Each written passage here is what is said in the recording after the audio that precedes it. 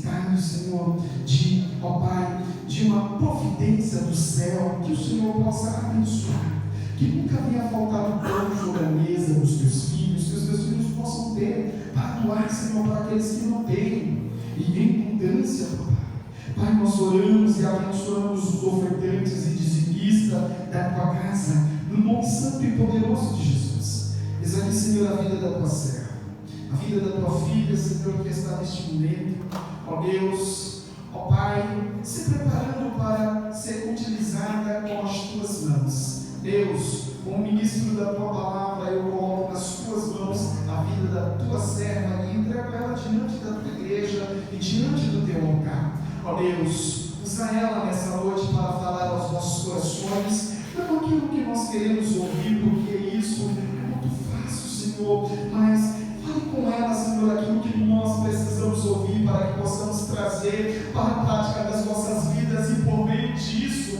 nós possamos sermos agraciados e abençoados. Ó Pai, eu abençoo o ministério da tua filha, eu abençoo a vida da tua filha, eu abençoo a casa, a família da tua serva. Ó Deus, que as tuas bênçãos alcancem, Senhor, ó Pai, todos os sentidos da vida, Senhor, da nossa irmã Vanessa. Nós oramos e entregamos a tua filha nas tuas mãos, no nome santo e poderoso de Jesus, para a tua glória.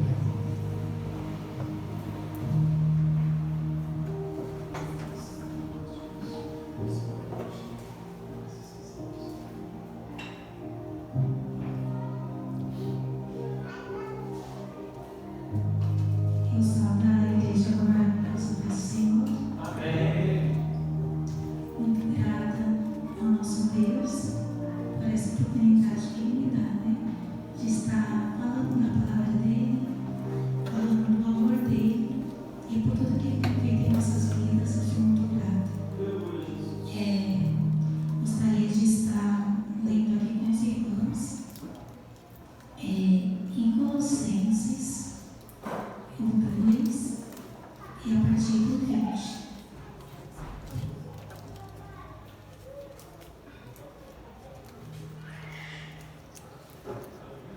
Se, pois, estáis mortos com Cristo, quanto aos rudimentos do mundo, porque vos carregam ainda de ordenanças, como se vivesseis no mundo, tais como: não toques, não proves, não manuseis, a quais coisas todas perecem pelo uso, segundo os preceitos ou doutrina dos homens, as quais têm, na verdade, alguma aparência de sabedoria, em devoção voluntária, humildade e disciplina do corpo, mas não são de valor algum, senão para a satisfação da carne.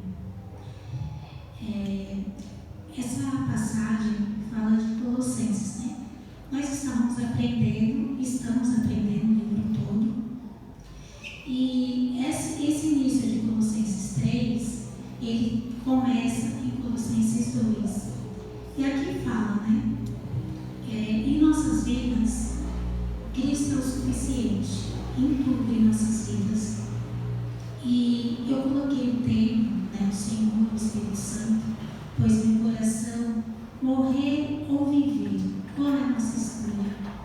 Em nossas vidas, o tempo todo nós fazemos escolhas, no trabalho, no estudo, casamento, em amizades, na nossa vida secular, tudo tem escolhas.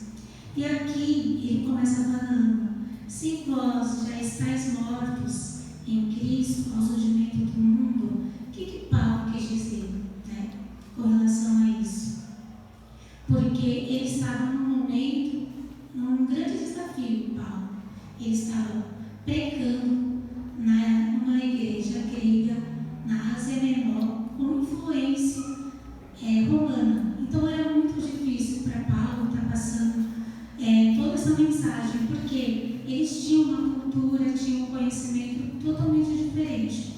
E Paulo estava falando para ele aqui, a partir do 20, que eles já estavam mortos. E em nossas vidas, nós devemos escolher morrer ou viver. morrer para este mundo e viver para Deus. Por quê? Não tem como nós dizermos que estamos com Cristo e vivendo uma vida que não condiz para um cristão, para aquele que serve ao Senhor. E aqui Paulo ele falou assim: se pode estar mortos com Cristo, quanto aos rudimentos, o que Paulo quis dizer rudimentos? Ele quis dizer sobre o poder do pecado, da lei e dos demônios. Porque quando nós estamos longe da presença do Senhor, o pecado nos domina. Quem de nós, que estávamos fora da presença do Senhor, nós conseguia dominar o nosso corpo, a nossa mente, aquilo que pensamos, se o Espírito Santo não estivesse em nossa vida? Em nenhum momento aconteceria isso em nossas vidas, porque nós em si mesmos não temos poder para isso. Nós não tínhamos poder de vencer o pecado, nem de vencer a lei, porque em nenhum momento nós conseguiríamos cumprir a lei. Assim como está escrito em Levítico, todas aquelas leis, nenhum homem era capaz de cumprir aquela lei. Então sempre o homem ia ficar devedor. E Cristo veio para isso, para que a gente não precisasse viver debaixo da lei. E sobre os demônios, por quê? Porque o mal, ele impera na vida das pessoas que ainda não servem a Cristo, E também em nossas vidas, se nós também não buscarmos o Senhor, o mal também tenta contra nossas vidas. E Paulo estava dizendo sobre isso. Se pode estar mortos com Cristo, quanto aos rudimentos do mundo, para a gente não viver como se estivesse no mundo, sobre leis, sobre rituais, sobre todas essas coisas, porque nós já tínhamos mais domínio. E aí ele termina aqui, no 23, as quais têm, na verdade, alguma aparência de sabedoria, porque ele estava falando de leis que as pessoas cumpriam lá naquele lugar. E aí ele falava assim: essa aparência de sabedoria não é sabedoria, não é sabedoria alguma. A sabedoria que eu quero mostrar para vocês é a sabedoria que vem de Deus, porque o homem, no jardim do Éden, ele perdeu essa sabedoria. A partir do momento em quando Eva estava lá e a serpente falou com ela perdeu o homem em si, o homem e mulher, perdeu o conhecimento que eles tinham com Deus. Eles tinham aquela afinidade, intimidade, de conhecer a Deus realmente como ele era. Mas ele quis além, o homem quis além do que o Senhor já tinha dado. Ele queria ter um conhecimento que era de Deus sem precisar de Deus, E é onde o homem erra. Ele querer conhecer a Deus sem buscar a Ele. Querer ter uma sabedoria por conta dele própria, sendo que a sabedoria sempre vem de Deus. A sabedoria vem do nosso Deus. E eu quero iniciar aqui, por favor, Carlos, por gentileza, Colossenses 3, do 1 até o 14. A gente vai dar seguimento, tá bom? Aí os irmãos podem estar acompanhando. Portanto, se já ressuscitaste com Cristo, buscai as coisas que são de cima, onde Cristo está sentado à destra de Deus. Pensai nas coisas que são de cima, e não as que são da terra. Porque já estáis mortos, e a vossa vida está escondida com Cristo em Deus. Quando Cristo, que é a nossa vida, se manifestar, então também vós vos manifestareis com Ele em glória. Mortificai, pois, vossos membros que estão sobre a terra: a fornicação, a impureza, a afeição desordenada, a vil consciência, a avareza, que é a idolatria, pelas quais coisas vem a ira de Deus sobre os filhos da desobediência, nas quais também em outro tempo andastes, quando viveis nelas. Mas agora despojai-vos também de tudo, da cólera, da ira, da malícia, da maledicência, das palavras torpes da vossa boca. Não mentais uns aos outros, pois que já vos despistes do velho homem com os seus efeitos, e vos vestistes do novo, que se renova para o conhecimento segundo a imagem daquele que o criou, onde não há grego nem judeu, circuncisão nem incircuncisão, cita servo ou livre, mas Cristo que é tudo em todos. Elegimos, pois, como eleitos de Deus, santos e amados, de entranhas de misericórdia, de benignidade, humildade, mansidão e longanimidade, suportando-nos uns aos outros, perdoando-nos uns aos outros. Se alguém tiver queixa contra o outro, assim como Cristo vos perdoou, assim fazei vós também. Amém? Até aqui. Glória a Deus. Aleluia, Jesus. E eu quero estar passando aqui para os irmãos, né? Pela misericórdia de Deus. Aqui Paulo, ele falou, se vós já estáis mortos, e aí no 3 ele começa, portanto já ressuscitaste.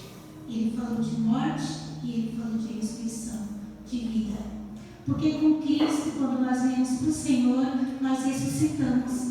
Literalmente, não é uma questão só do espiritual quando morremos. Nós deixamos de morrer, deixamos de viver para este mundo e vivemos para Cristo. Há uma ressurreição espiritual e depois haverá a ressurreição quando o Senhor vier. Para aqueles que morreram, o Senhor vai ressuscitar, e para nós que estivermos aqui, nós seremos transformados. E aqui Paulo fala, buscar as coisas que são de cima. Muitas vezes em nossas vidas, nós queremos buscar as coisas que são somente de baixo, somente o que é terreno, somente o que nos apraz, somente o que é bom no nosso coração. E o Senhor, Ele não quer isso para nossas vidas. O Senhor, Ele quer que nós venhamos pensar no celestial, pensar aonde nós estaremos com Ele. Glórias sejam dadas a Deus. E esses princípios, irmãos, aqui fala, né? Pensar nas coisas que são de cima e as que não são da terra, né? Porque nossa vida está escondida em Deus. Quando nós viemos para o Senhor, a nossa vida, o Espírito Santo, Ele esconde, né? Através de uma vida com Deus, o Senhor esconde a nossa vida do poder, né? Do pecado, da lei, dos demônios. E quando se manifestar a vida, porque Paulo ele dizia o que aqui? Porque em nossas vidas acontece tanto mal, às vezes dores, doenças, tudo, porque nós estamos vivendo aqui na nossa carne. Então, quando Cristo vier, Ele vai se manifestar e nós também nos manifestaremos com Ele, glória. Nós viveremos essa vida. E Paulo começa a alertar aqui um pouco, né? Porque em Colossenses 2, ele fala muito da liberdade. Que o povo, né, pregando para a igreja de Colossos, que eles tinham uma liberdade de servir a Deus. E ele orientou muito eles e começou a falar para eles terem cuidado, porque ele não queria que eles chegassem a se comportar como a igreja de Coríntios, que eles passaram mais de 2 anos com Paulo e sempre dando trabalho, sempre cometendo os mesmos erros. E ele, como pai, ali ele orientava a igreja de Colossos, falando, multiplicar os nossos corpos. Quantas vezes em nossas vidas, né, vivemos um tempo de falando assim, eu sirvo a Deus tudo, mas essas coisas se manifestam em nossas vidas. E Paulo ele fez uma distinção entre aqui, a fornicação, impureza, idolatria, afeição desordenada, e também depois ele fala do velho homem. E o velho homem, ele se manifesta na vida de uma pessoa que ainda não está com a vida totalmente rendida a Deus. Eu vou dar aqui na palavra de Deus, tem 3 exemplos, irmãos. Em João 3:1, por gentileza, Carlos, por favor. Em João 3:1 fala de Nicodemos. Ele era um fariseu e ele foi até Jesus, falar com Jesus.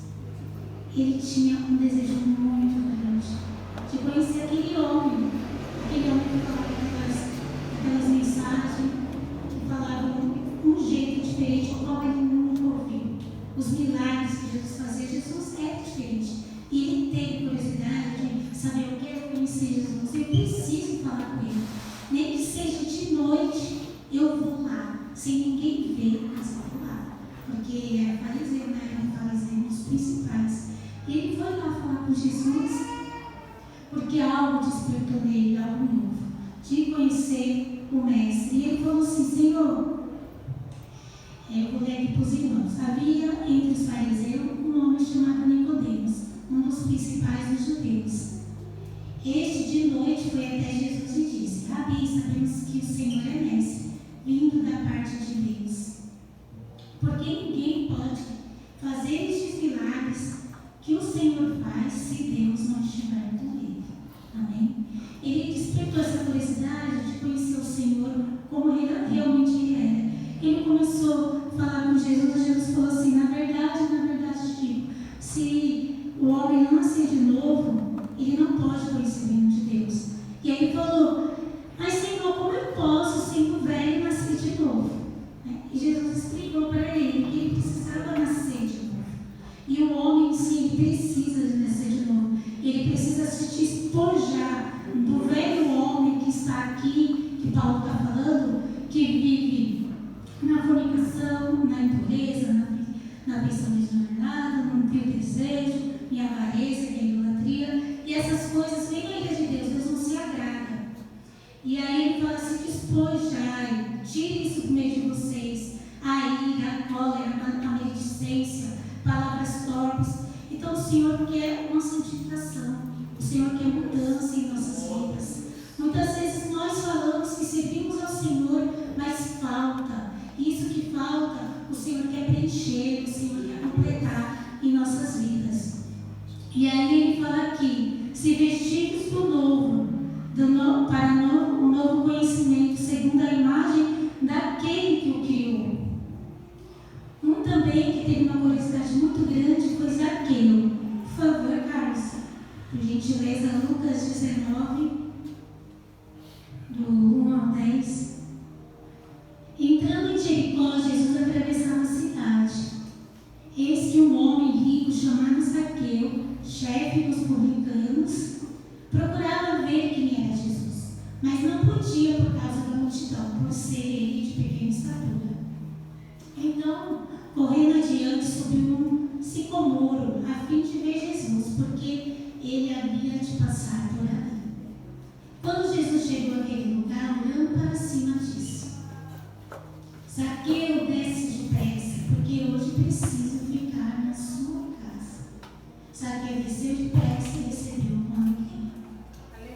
Aqui fala também de uma pessoa que queria algo novo na vida dele, que precisava experimentar da presença de Deus, do conhecimento de Deus, de uma vida nova com Deus.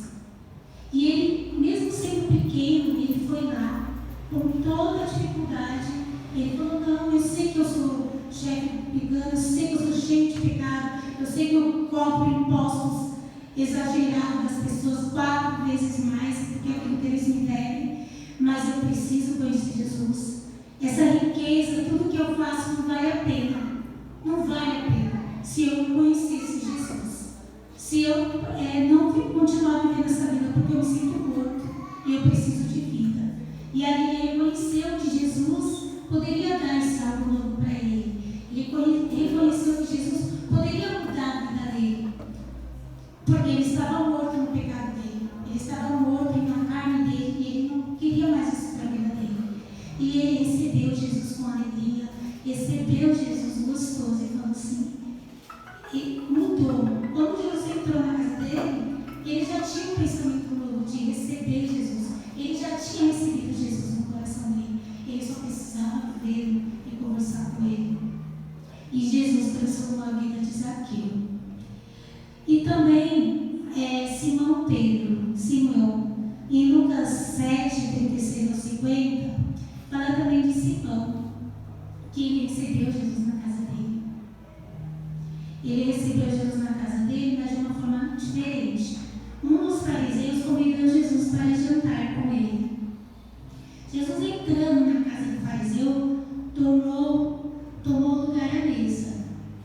E eis que uma mulher da cidade pecadora, sabendo que ele estava jantando na casa do fariseu, foi até ele com um frasco feito de alabastro, cheio de perfume. E estando por detrás aos pés de Jesus, chorando, molhava com suas lágrimas e enxugava com seus próprios cabelos. Ela beijava os pés de Jesus e ungia com perfume. Ao ver isso, o fariseu que havia convidado disse consigo mesmo: se esse fosse profeta, bem saberia quem e que tipo de mulher é essa que está tocando nele, porque é uma pecadora. Ele, Simão, recebeu Jesus de uma forma diferente, porque ele queria simplesmente só receber Jesus para ver ele falar, ouvir, mas ele ainda não tinha um coração totalmente contrito à palavra de Deus, ao que Jesus tinha para oferecer para ele e dele viver algo novo na vida dele. Mas a mulher pecadora entrou ali, ficou sabendo, pegou um vaso, olhou os pés de Jesus e ungiu meus pés. Chorava tanto que molhava os pés de Jesus e chorava com seus próprios cabelos. Ali ela queria algo novo para a vida dela. Ela não queria viver segundo o surgimento ao pecado que ela vivia, que era uma mulher pecadora. Sendo que Simão mesmo falou: ela é pecadora, por que ele está deixando ela tocar ele?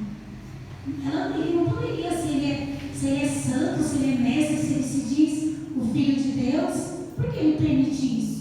E Jesus veio para os doentes, ele não veio para os sãos. Jesus veio para buscar e salvar aquilo que se havia perdido. Jesus veio para isso. E a mulher, ela, com esse ato, ela recebeu uma vida nova, ela teve uma mudança na vida dela.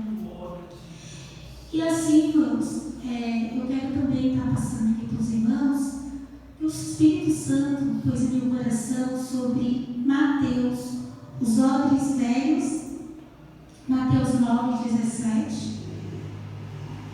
Aleluia, glória a Deus. Por favor, Carlos, por gentileza. Não se põe vinho novo em odres velhos, porque se alguém fizer isso, os odres se rompem e o vinho se derrama, e os odres se perdem. Mas põe-se vinho novo em odres novos, e ambos se conservam. E enquanto Jesus dizia essas coisas, eis que o chefe da sinagoga aproximou-se e olhou e disse: aí pode ficar aqui. Obrigada, Carlos. Aqui fala, o Senhor fala sobre uma parábola, sobre odres velhos. O que Jesus quis dizer? Não se põe vinho novo em odres velhos. Odre era um recipiente feito com pele de animais, como se fosse um cantinho, um funil, que faziam com pele e ali se colocava o vinho. E com o tempo, aquilo ia se desgastando, ia se perdendo. E aí Jesus ele fez essa parábola, porque Jesus sempre na palavra dele ele fazia comparações, porque seria mais fácil da pessoa entender. Aí ele falou assim: não se põe vinho novo em odres velhos. Por quê? Porque se colocar um vinho novo dentro de um odre velho, o vinho que é novo, que está ali fermentado, que está o mosto ali forte, vai entrar naquele odre velho, que vai se romper, vai se perder, vai se partir e vai cair, vai se perder todo o vinho novo que está ali. O que Jesus quis dizer com isso, meus irmãos? Que em nossas vidas não tem como viver o velho estando na presença de Deus. Por quê?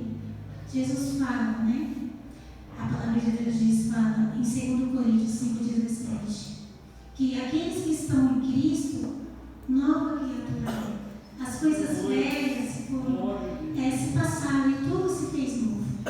Então não tem como nós vivermos uma vida velha, cheia de pecado, cheia essas coisas que Paulo fala, que é o pecado que vem sobre a nossa carne, e viver uma vida dessa se Deus não se agrada. Não tem como pôr o velho dentro do novo. Não existe. E Jesus, quando ele fala aqui sobre o vinho e odres velhos que não se põe, também ele fala, glória a Deus, sobre pôr remendo e remendo novo em roupas velhas. Está aqui Por gentileza, Carlos. Mateus. Aí não se põe o alimento velho em roupas novas.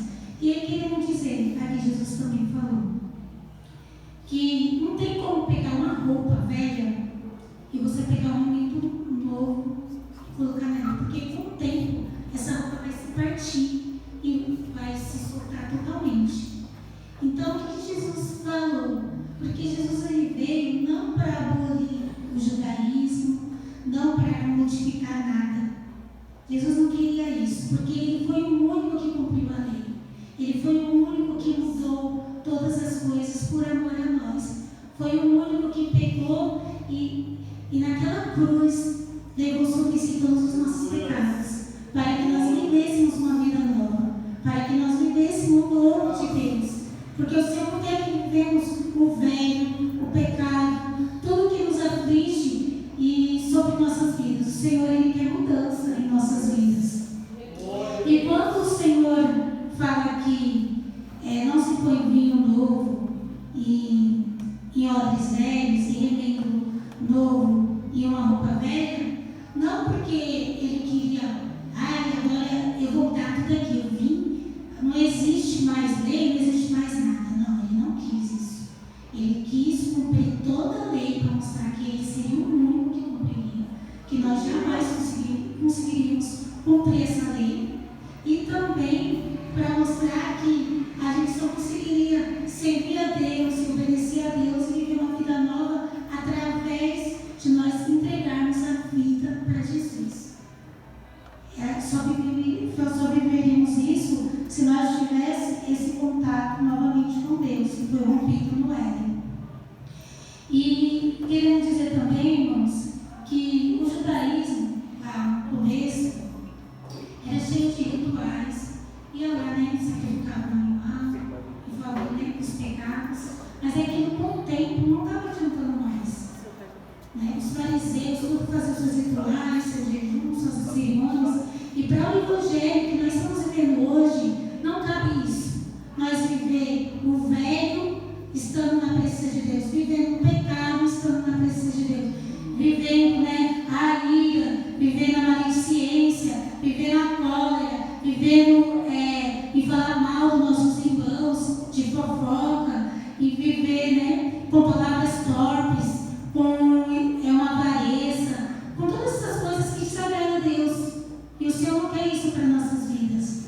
Ele quer uma mudança, que nós venhamos viver o novo de Deus. Porque em Isaías 43, por gentileza, Carlos, Isaías 43, 19, diz: eis que faço uma coisa nova. Agora, mesmo ela está saindo à luz. Será que vocês não percebem? Eis que porém um caminho no deserto e rios nos lugares áridos. Os animais do campo me glorificarão, os chacais e os filhotes de avestruzes. Porque farei águas no deserto e rios nos lugares áridos, para dar de beber ao meu povo, ao meu escolhido. Até aqui, Carlos. Obrigada. Então Jesus veio trazer algo novo, Jesus veio trazer vida, Jesus veio trazer ressurreição, Jesus veio trazer o pão da vida, que Ele é o próprio pão da vida. Ele é a porta que nos conduz para os céus. Ele é o caminho, verdade e vida. Né? E a vida eterna é esta: que nós venhamos conhecer o Senhor como nosso Senhor e Salvador nas nossas vidas. Porque na presença de Deus sempre há algo novo.